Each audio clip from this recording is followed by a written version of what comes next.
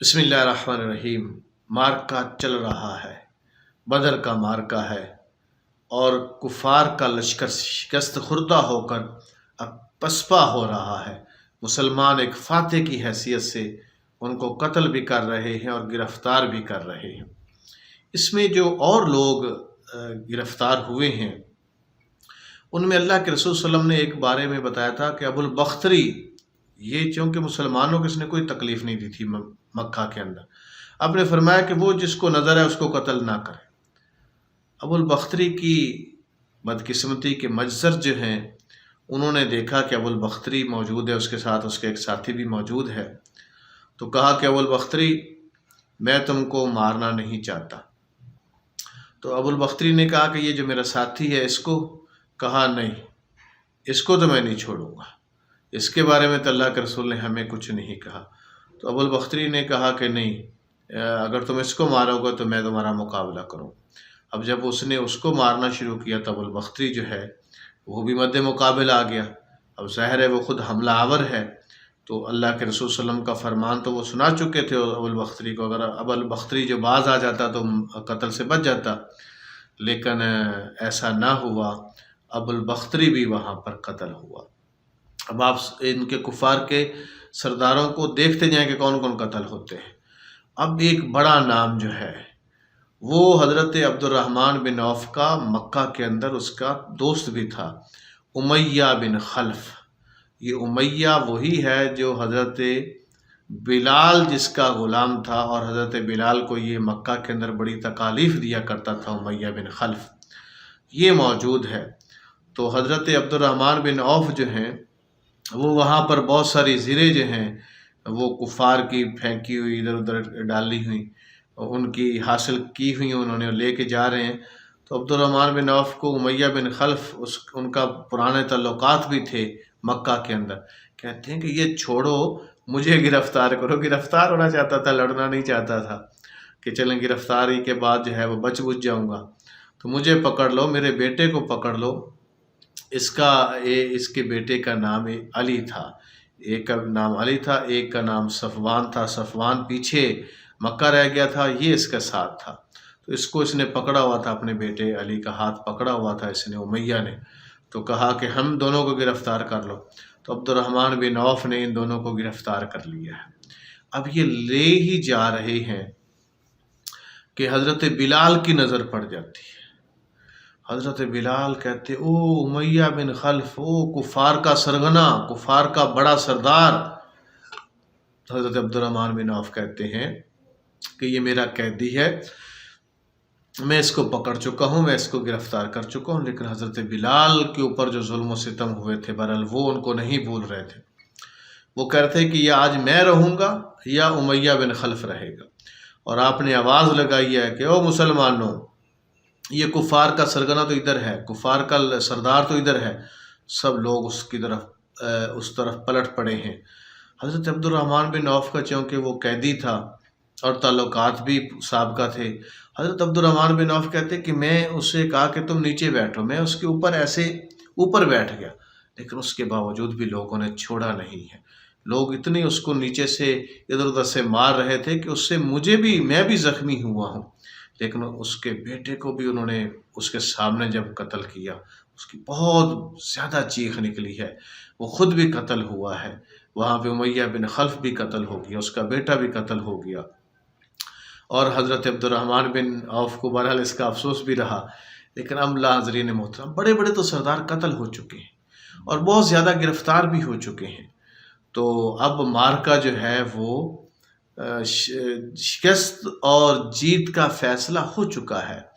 کفار پسپا ہو چکے ہیں، بھاگ رہے ہیں، جدھر جس کا منہ آ رہا ہے ادھر وہ بھاگ رہا ہے، کوئی قتل ہو چکا ہے، کوئی گرفتار ہو چکا ہے، کوئی وہاں سے بھاگ رہا ہے۔ اللہ کے رسول صلی اللہ علیہ وسلم فاتح کی حیثیت سے وہاں پر موجود ہے، مسلمان وہاں پر فاتح کی حیثیت سے وہاں پر موجود ہیں۔ آپ صلی اللہ علیہ وسلم نے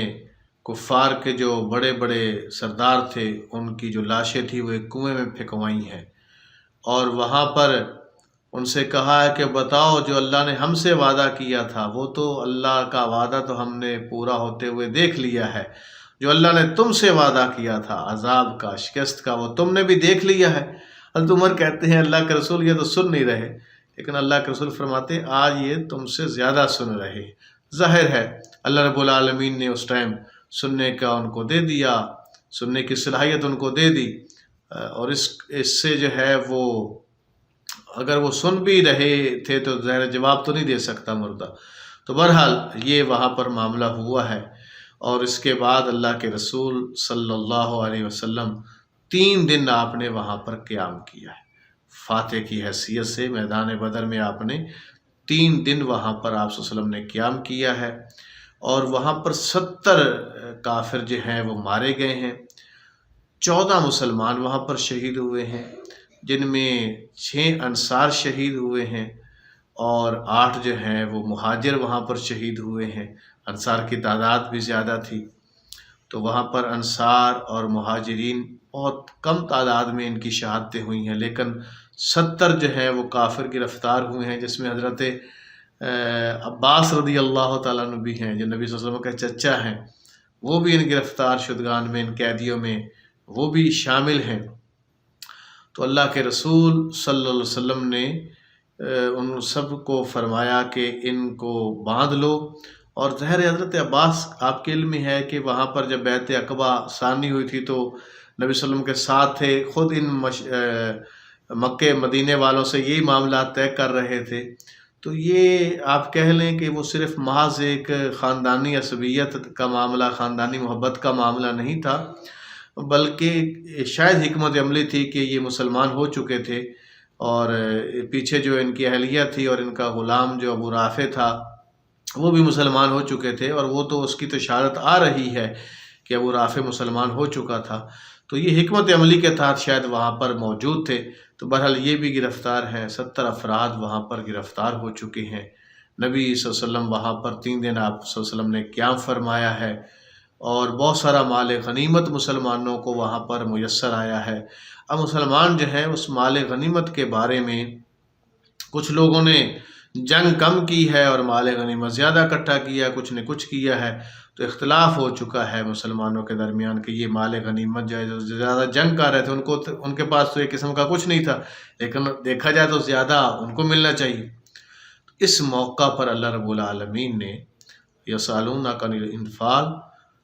یہ آیہ مبارکہ یہ سورہ انفال نازل کی ہے، اور اس کی یہ انفال کے مسائل اس میں نازل کیے ہیں، اور اللہ کے رسول کو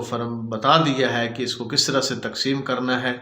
آپ نے خمس نکال کر باقی سب ایکول تمام مسلمانوں کے درمیان اس مال غنیمت کو آپ نے تقسیم فرما دیا ہے۔ مسلمان بہت شادہ ہیں، بہت فرحاں ہیں، بہت خوش ہیں، اور آپ نے قیدیوں کے ساتھ حسن سلوک کا حکم دیا ہے، اور اچھے سلوک کا ان کے ساتھ حکم دیا ہے۔ مسلمان اب وہاں سے روانہ ہوا چاہتے ہیں، اور ادھر جو مکی لشکر ہے اس کی جو خبریں پہنچ رہی ہیں پیچھے، وہ بڑی عجیب خبریں پہنچ رہی ہیں۔ ایک آدمی جو ہے حسمان، وہ سب سے پہلے پہنچا ہے، لوگوں نے اس کو مکہ کے اندر اس کے گرد اکٹھے ہو گئے ہیں، اور اس سے پوچھا ہے کہ بتاؤ بھائی کیا معاملہ ہوا وہاں؟ تو انہوں نے کہا کہ بھئی معاملہ تو بڑا خطرناک ہوا ہے، ہم تو بالکل وہاں پر شکست کھا گئے ہیں۔ اسی طرح ایک اور آدمی جو بھاگا ہوا وہاں پر پہنچا، ابو سفیان بن حارث، یہ